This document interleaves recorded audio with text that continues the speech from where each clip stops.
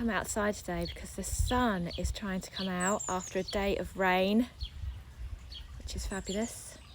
Just in time for my Friday weekend wind down. This is where I share a simple, easy to use technique just to get you chilling out a little bit on a Friday afternoon after a busy week, or maybe to prepare you for a busy weekend ahead, whatever your life is like. And I've been racking my brains today to think, what should I do today? I've made a big list of things I want to show you over the coming weeks, but I couldn't decide what today.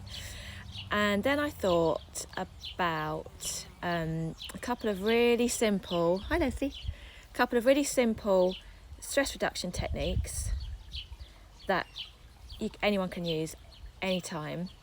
And you should feel, certainly with one of them, you should feel a difference within about 1 minute. The other one takes slightly longer. So stress. We live with stress. Stress is not necessarily a bad thing. There are certain actions in our body that require stress, but the issue is that we spend a lot of our lives in a low chronic level of stress. I had a friend say to me the other week a really interesting observation. She'd been working from home for months, and then when she did go back to work, where she works for the public, she felt super overwhelmed that first week and exhausted just from the sound of customers coming in and the coffee machine running and the music playing in the background. And it made me really realise exactly how much stress our bodies are under for things that we just take for granted every day. So I'm rambling.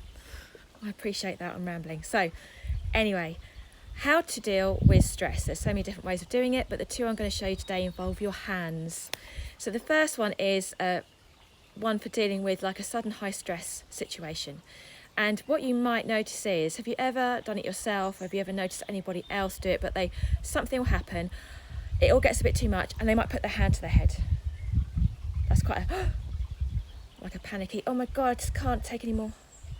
So we're already hardwired to do certain actions with our hands, the way we hold our bodies, the way we breathe.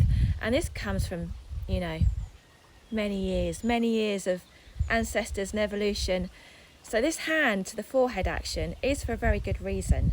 So when we are in a high stress situation, it can actually decrease the blood flow to the forebrain by about 80% as part of the fight and flight stress response, because it goes elsewhere in the body to get you ready to survive, run away, fight, protect your organs. I'm not entirely sure, but all I do know is the blood drains out of your head to go elsewhere.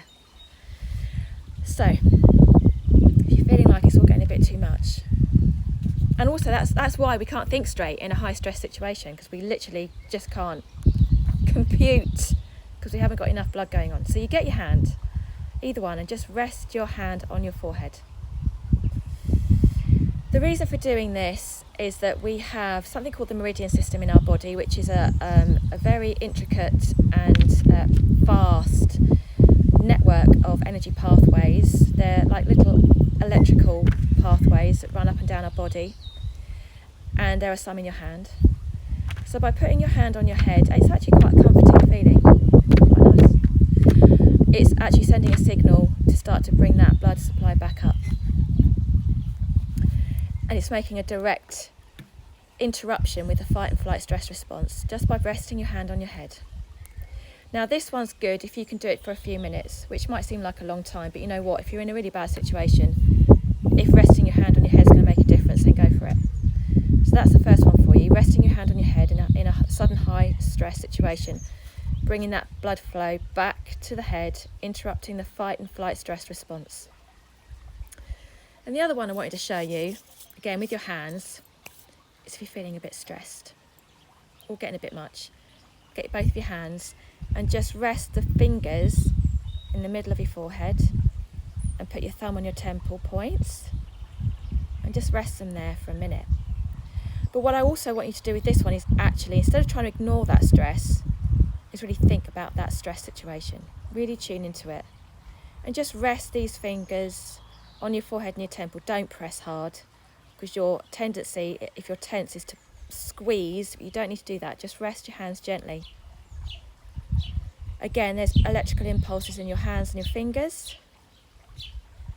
And just by doing this for 60 seconds can make a really big difference. But tune into whatever it is you're stressing about, and this will help lift you up and out of that situation. If a minute is too long and you just haven't got that time, then just whatever you can do is better than nothing. But just rest those hands gently, don't press. Tune into the stress, feel it, and let it release.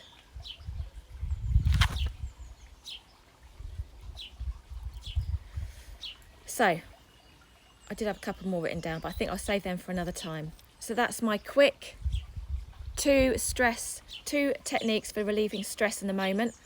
One is to place your palm of your hand on your forehead for a few minutes to get that blood supply back to the forebrain after the panicky situation that has sent it elsewhere. And the other one is just to rest your fingers and your thumbs like this on your forehead gently. Tune into the stress and feel it, think about it, really focus on it, and let it lift up and out instead of swallowing it down and trying to process it somewhere else, only for it to come back another day. So that's my weekend wind down for you this week. I hope that's helpful. Let me know if you give it a go and what the results are. I'll be back again next week with something else, and I'll probably decide about 10 seconds before I press the button what it'll be. But if there's anything you need any support with in the meantime with regards to stress and anxiety and general well-being, you know where I am. Have a brilliant weekend, and I will see you next week.